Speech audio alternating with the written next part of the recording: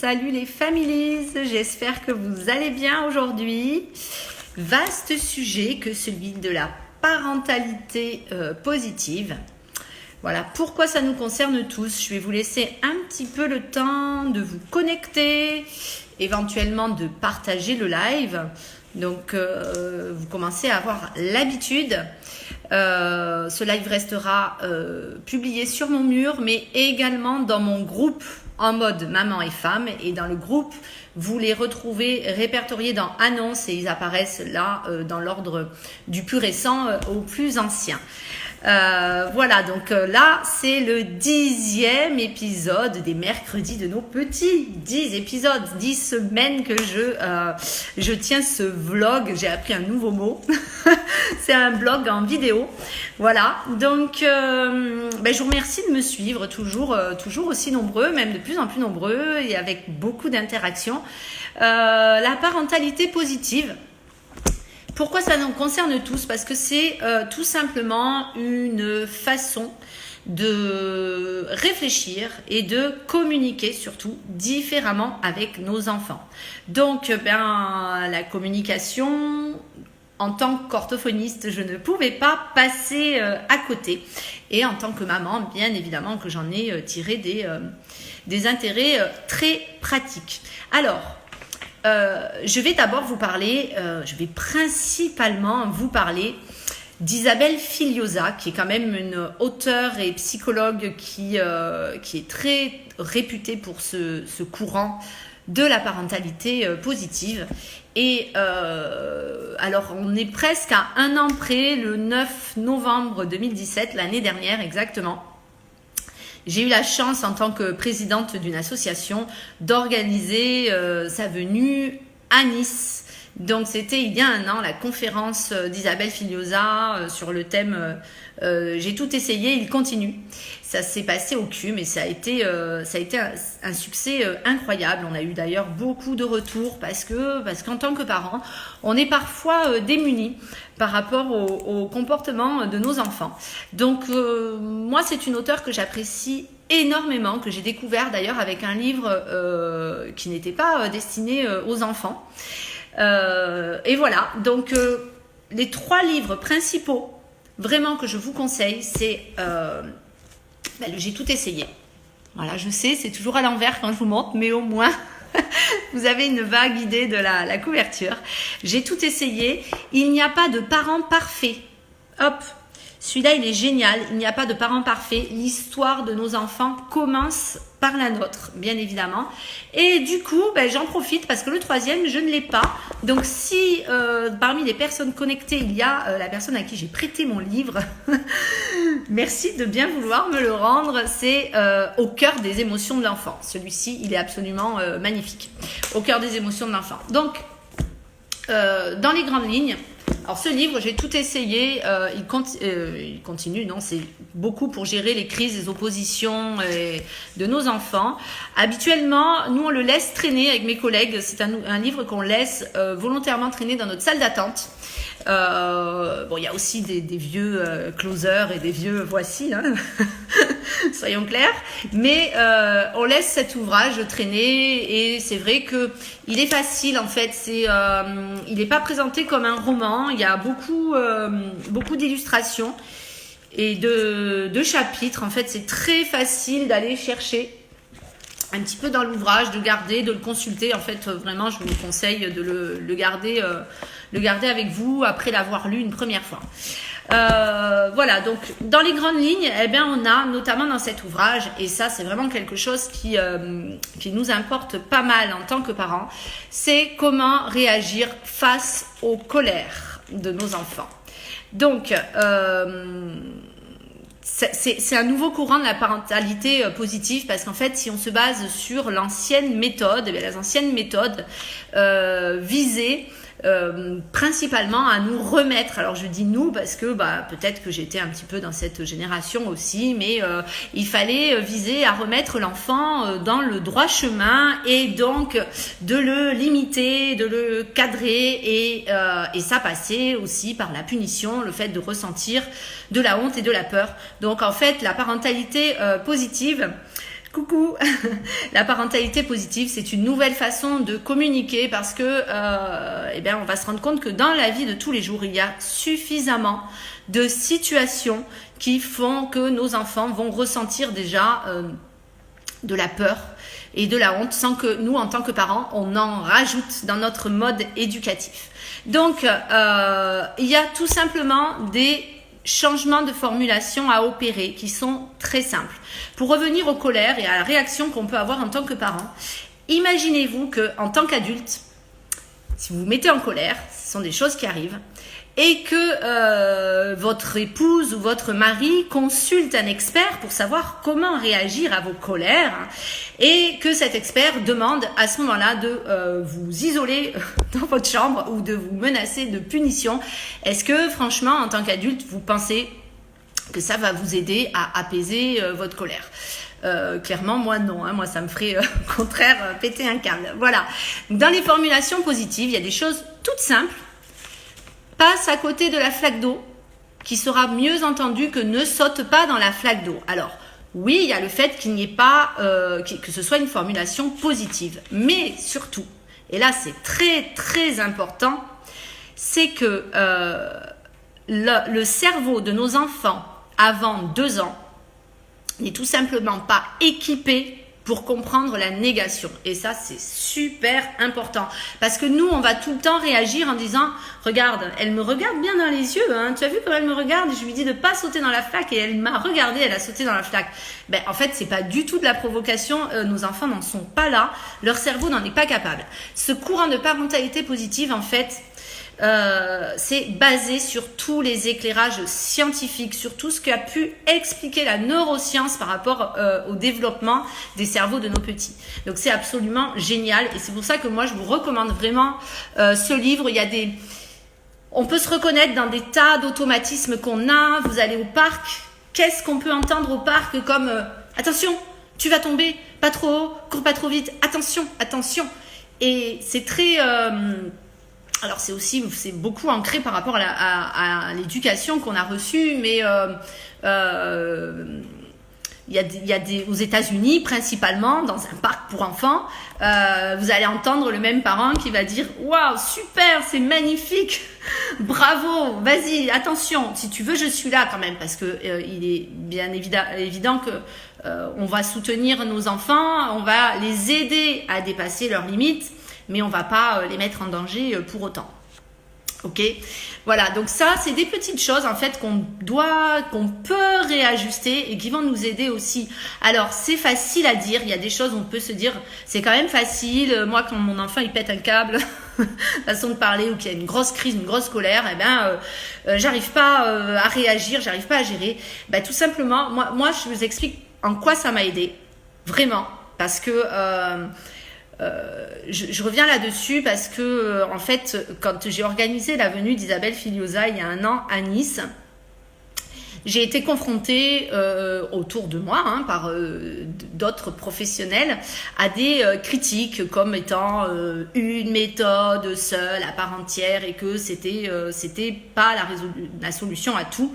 Oui, certes. De même qu'il y a il y a commencé à avoir des groupes Facebook qui se sont créés sur le jour où j'en ai eu marre de la parentalité positive. Oui, certes. Mais il n'empêche que si on arrive à identifier ce qui ne va pas et à éviter d'automatiser ce comportement, eh bien, on comprend qu'il n'y a pas de parents parfaits. Voilà, tout simplement. Et moi, je peux vous assurer que ça m'a aidé en ça. Si 1 fois, 2 fois, je réagis en criant, ce qui est absolument, ça va pas. Mais c'est bien beau de se dire ça va pas, mais il y a des fois où on est dépassé un petit peu nous-mêmes en tant que parents par nos émotions. Eh bien, il faut ces ouvrages-là m'ont permis de me poser et en fait de me poser les bonnes questions et surtout d'identifier ce qui pouvait ne pas aller et ce qui pouvait être à corriger. Alors, dans cet ouvrage, il n'y a pas de parents parfaits. À la fin, coucou, à la fin, il y a tout un coaching book Et ça, c'est génial. En fait, ça reprend des petits points sur, par exemple, le comportement qu'on peut avoir avec nos enfants par rapport au regard des autres. Est-ce que vous avez honte si votre enfant se met à hurler comme ça, tout d'un coup, faire ce qu'on appelle un caprice? Alors ça, vous en apprendrez énormément sur les caprices des enfants. En font très très peu. En tout cas, le cerveau n'est pas capable de tout ça jusqu'à très tard. On a souvent tendance à tout mettre sous le dos du caprice. Il n'y a pas tant de caprices que ça chez nos enfants. En tout cas, tout a une explication. Il y a également donc sur le coaching book pour les parents. Quand je suis tendue, stressée, si je m'énerve, voilà, savoir identifier plusieurs choses qui vont faire que pourquoi on s'énerve et quelles sont nos réactions, et surtout, voilà, ça c'est très important, comment réagit-on quand notre enfant pleure? Et ça, c'est vraiment lié à nous, au fait d'accueillir nos émotions. Au cœur des émotions de l'enfant, je vous le conseille, je ne sais pas qui parmi vous, je l'ai prêté parce que je ne l'ai plus, mais c'est vraiment un livre qui est juste magnifique. Isabelle Filiosa parle beaucoup de réservoir affectif et du fait que finalement, plus une situation est difficile, plus on a besoin, nous en tant que parents, enfin l'enfant a besoin que le parent remplisse son réservoir affectif. Et là, elle donne des exercices très concrets de câlin. Voilà. Prendre son enfant dans les bras. Alors c'est un exercice qui peut mettre à mal parce que peut-être qu'en tant que parent on n'a pas reçu beaucoup de câlins et qu'on n'est pas forcément très à l'aise avec ça. Et c'est un exercice qui est super, qui est très très important pour les enfants pour remplir leur réservoir affectif et qui est également important pour les parents justement pour arriver à ne plus contrer, à ne plus réagir à la colère par la colère, à la frustration par la frustration, parce que sinon tout le monde, ça va engendrer de la culpabilité, que des mauvais sentiments. Donc cet exercice en fait, il est primordial qu'il dure un minimum de 20 secondes parce que c'est le temps nécessaire à ce que l'ocytocine soit libérée dans le cerveau, et l'ocytocine c'est l'hormone du plaisir et du bien-être. Voilà. Qu'est-ce que je pourrais vous dire de plus? Je vous conseille vivement les cahiers de Filiosa. Donc nous, on a celui sur les émotions.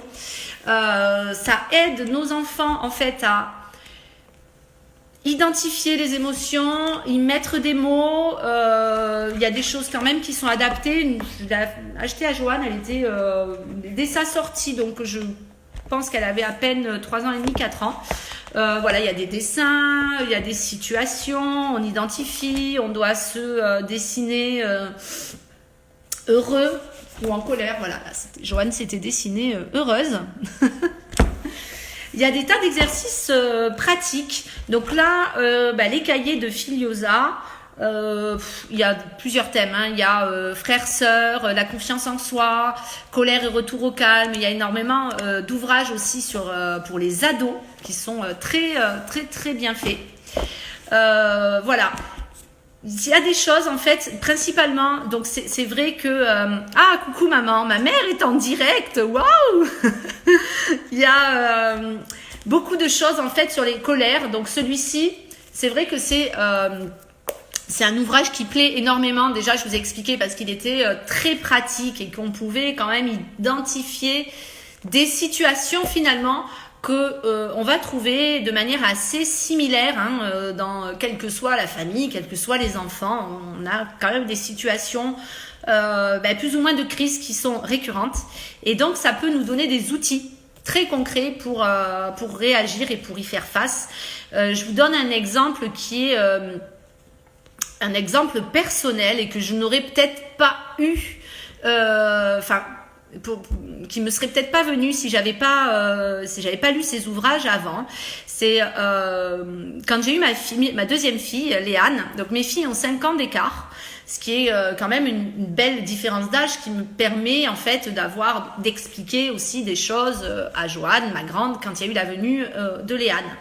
Et je me souviens d'une époque où j'allaitais encore, donc Léane était tout bébé, c'était avant ses 4 mois, où j'avais préparé Johanne, j'avais préparé, je lui avais pas dit que ce serait vraiment merveilleux, j'avais un peu expliqué que parfois sa sœur pleurerait, qu'elle l'empêcherait peut-être de dormir, que ça allait l'embêter, qu'elle allait faire du bruit.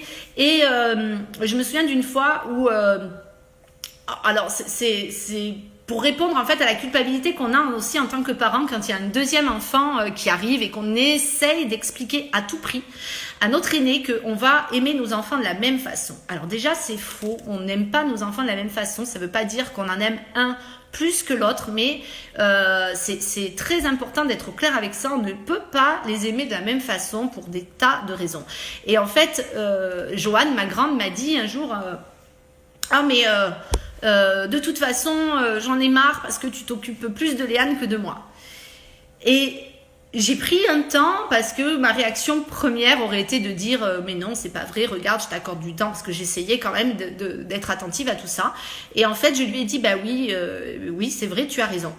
Tu as raison, je m'occupe plus de Léane que de toi parce que toi tu es grande, regarde, tu peux aller aux toilettes toute seule. Léane, il faut que je lui change la couche. Toi, tu manges comme une grande, Léane, il faut que je lui donne le sein, il faut que je m'occupe d'elle, elle ne peut pas marcher. Donc toi, tu as raison, là, je m'occupe plus de Léane que de toi. Et je peux vous assurer que je n'ai plus jamais entendu une seule remarque de ce genre. Ça a réhabilité en fait ce qu'elle revendiquait. Tout simplement, en fait, c'est pas simple, hein, je dis tout simplement, mais c'est pas facile. Il s'agit d'écouter en fait et d'accueillir les émotions de nos enfants, en tout cas d'être capable d'identifier pourquoi parfois, en tant que parent, on n'est pas toujours disposé à accueillir les émotions de nos enfants. Voilà, donc vous aurez compris, moi, Isabelle Filiosa a envahi un petit peu ma bibliothèque de maman. Et sur le communication, tout l'aspect communication positive et langage positif, j'y suis plus que sensible en tant qu'orthophoniste. Et voilà, donc je tenais à vous parler d'Isabelle Filiosa 1 an après sa venue à Nice. C'est le 10e épisode aujourd'hui des mercredis de nos petits, donc 10 c'est un chiffre rond, ça se fête. Je crois que je vais vous réserver des petites surprises, voire des petits cadeaux sur mon mur et sur mon groupe de mamans.